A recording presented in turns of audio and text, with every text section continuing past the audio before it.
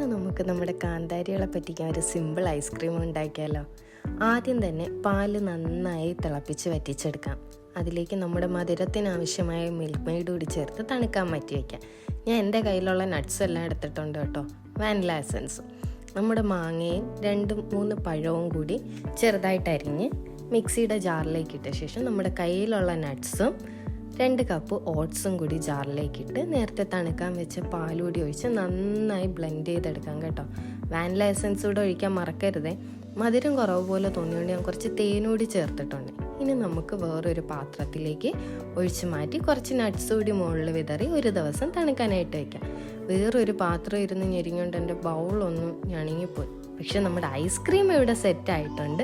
കുറച്ച് തേനൂടി മുകളിലൊഴിച്ച് പിള്ളേർക്ക് കഴിക്കാനായിട്ട് കൊടുത്തിട്ടുണ്ട്. സ്ഥിരം കിട്ടുന്ന ഐസ്ക്രീമിൻ്റെ ടേസ്റ്റ് ഇല്ലെങ്കിലും ഇഷ്ടപ്പെട്ടിട്ടുണ്ട്. പിള്ളേരെ പറ്റിക്കാൻ ഇത് തന്നെ ധാരാളം. അതുകൊണ്ട് എല്ലാവരും വീട്ടിലുള്ള ചട്ടമ്പീസിനെ ഒന്ന് പറ്റിക്കും.